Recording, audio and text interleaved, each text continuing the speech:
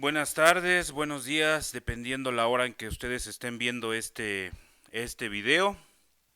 Ya no habíamos dado un video de alguna enseñanza, de alguna de algún tema evangelizador, ya no lo habíamos realizado. Únicamente habíamos llevado a cabo los shorts, que son pequeñas enseñanzas breves, únicamente de un minuto, pero ya no habíamos tenido la oportunidad de compartir con ustedes algún tema en especial. El día de hoy quiero compartirles, para mí yo considero es el tema más importante, es el tema en el que fundamentamos la vida de la iglesia. Sabemos que lo más importante para el cristiano es que Cristo resucitó. Sabemos que si no hubiera resucitado, vana sería nuestra fe. Pero también hay algo importante. Cuando Cristo funda la iglesia, le manda a la tercera persona de la Santísima Trinidad, al Espíritu Santo. Y esa se convierte en la garantía de que esa iglesia no se terminará. Esa iglesia va a durar hasta el fin del mundo. Actualmente vemos muchísimas iglesias en todos los lugares donde vamos. Pasamos, vemos un templo, templo tal, templo Sinaí, Pequeña Belén, Testigos de Jehová, mormones evangélicos, o sea, vemos infinidad de iglesias. Y cuando platicamos con personas que pertenecen a esa iglesia nos dicen, es que es lo mismo, es que es el mismo Dios, es que es la misma Biblia. Y nosotros que no tenemos el conocimiento de la doctrina de que Cristo enseñó, pensamos que realmente es verdad. Y decimos, es lo mismo, pero no es lo mismo. ¿Por qué? Les pongo un ejemplo muy sencillo. Si nosotros tenemos dos anillos, un anillo es de oro puro y un anillo es de chapa de oro, ¿cuál brilla más? Alguien dirá, brilla más este o aquel, pero no, realmente los dos brillan exactamente igual. Y puede hasta estar más pesado el anillo que es chapa de oro. Pero el anillo que es de oro puro tiene un valor mayor. Los dos brillan, los dos tienen oro, pero hay uno que tiene más valor. Es lo mismo con nuestra iglesia. Existen muchas iglesias actualmente, pero solamente una iglesia fue aquella que Cristo fundó en el año 33 y nosotros tenemos esa obligación de conocer y descubrir cuál es esa verdadera iglesia, porque si Cristo la fundó, no me voy a ir a meter a una iglesia que la fundó que la fundaron en Estados Unidos o que la fundaron en China o que la fundaron en Brasil o aquí en México, en Guadalajara. No, nosotros tenemos la obligación de conocer la verdad, tenemos la obligación de prepararnos, de estudiar, tenemos la obligación de descubrir cuál es esa verdadera iglesia que Cristo nos dejó para que nosotros digamos, pues si Cristo nos la dejó es porque esa es la mejor opción, porque en la Sagrada Escritura nos dice que el Señor añadía cada día más personas a la iglesia. El Señor es el que nos llama a su iglesia. Y dice en la escritura que añadía cada día más personas a su iglesia porque quería que fueran salvos. La iglesia tiene los medios para salvarse. La iglesia tiene los sacramentos, que son los signos visibles por los cuales Dios actúa en nosotros. Estos sacramentos no existen en las demás iglesias. O si algunos existen, existen de manera deformada. No es de una manera como Cristo nos lo dijo. Entonces, una vez que nosotros pertenecemos a esta iglesia y tenemos los medios de la salvación, ya es más fácil poder nosotros encontrar esa salvación y poder algún día decir, llegué al momento de nuestra muerte, pero con todos los auxilios espirituales. Practiqué los sacramentos, hice lo que tenía que hacer, ahora ya nada más esperamos el juicio de nuestro Señor. Algo también importante que muchas veces nos comentan cuando platicamos con alguna persona que pertenece a otra iglesia y le decimos, es que la iglesia católica es la iglesia que Cristo fundó, es la que viene desde los apóstoles, ininterrumpidamente ha dejado de haber un sucesor del apóstol Pedro. Ininterrumpidamente ha dejado de existir. No ha habido un solo año en que digan este año desapareció la iglesia. Y muchas veces escuchamos una frase que nos dicen, sí, efectivamente, Cristo fundó la iglesia, pero esta iglesia se desvió.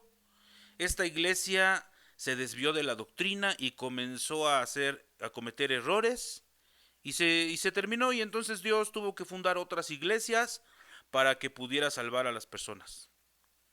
Y aparentemente uno dirá, bueno, pues puede ser, ¿no? Que pues que la iglesia, como está guiada por personas, está guiada por humanos, digamos, es creíble que esta iglesia se puede equivocar. Pero la misma iglesia predica que no puede haber errores en los aspectos doctrinales. La misma fe que se predica en Japón es la misma fe que se predica en México, en Argentina, en Uruguay, en cualquier parte donde esté la iglesia de Cristo. ¿Por qué? Porque hay algo que, como les comentaba al principio, es garantía de que la verdad no pueda perderse, de que la verdad tiene que estar presente, y eso es lo que hace que la iglesia siga existiendo. Vemos algunas citas bíblicas, por ejemplo, Juan 14, versículo 26. Dice, yo rogaré al Padre y les dará otro protector que permanecerá siempre con ustedes. Cristo, sabemos, tenía que morir, tenía que resucitar, tenía que subir al cielo, tenía que sentarse a la derecha del Padre, pero dice, a pesar de esa situación, Cristo nos dice, yo estaré con ustedes todos los días, hasta el fin del mundo.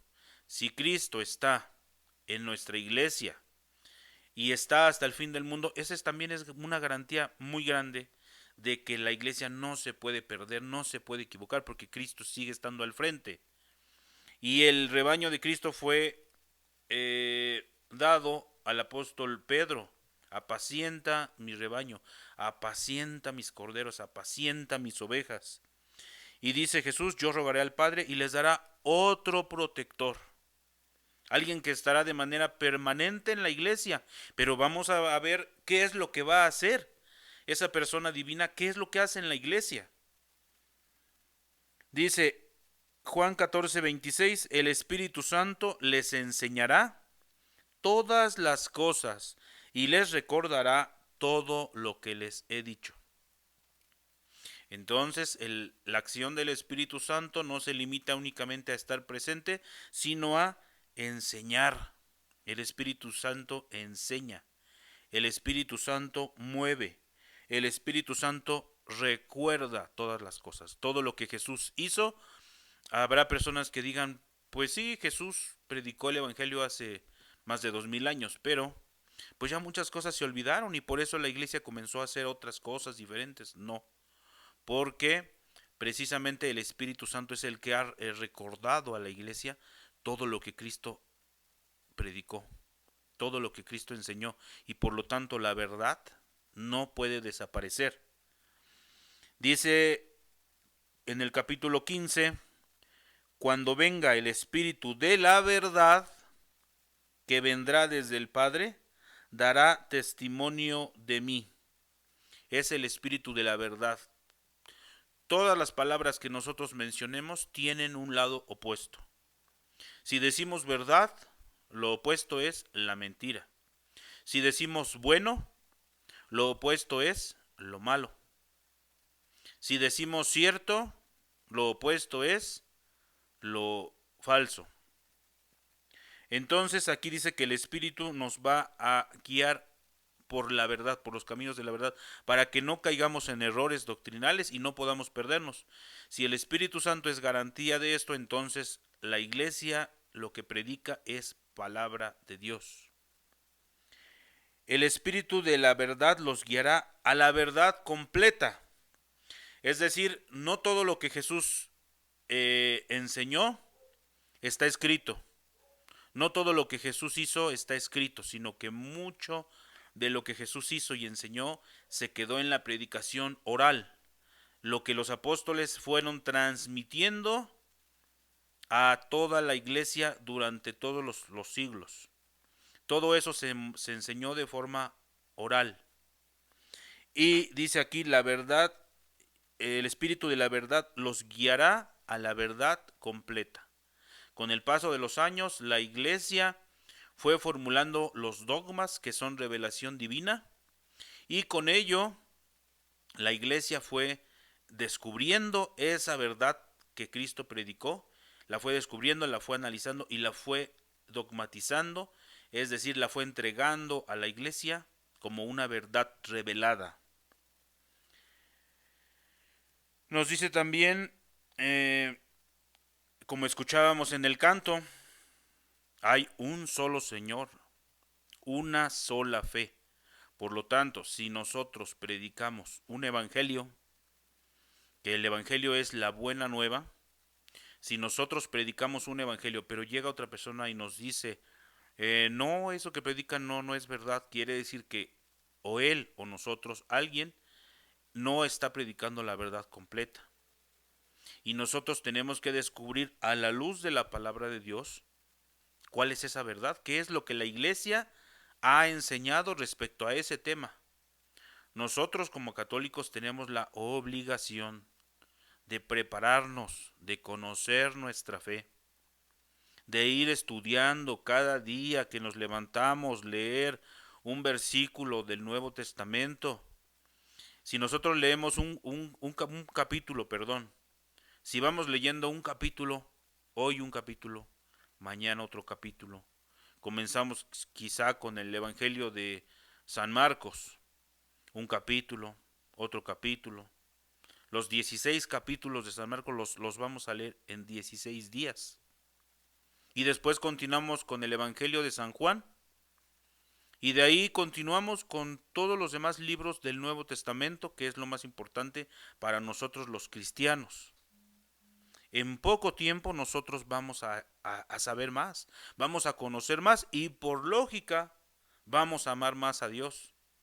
Pero si nosotros preferimos no conocer nada, no estudiar nada, y nos interesa a lo mejor estudiar ingeniería, nos interesa estudiar arquitectura, nos interesa estudiar medicina, pero no nos interesa estudiar la Sagrada Escritura, no nos interesa estudiar la teología, no nos interesa conocer nuestra fe, entonces nos convertimos en ignorantes, no como una mala palabra, sino simple y sencillamente porque estamos ignorando un tema que nosotros deberíamos de conocer.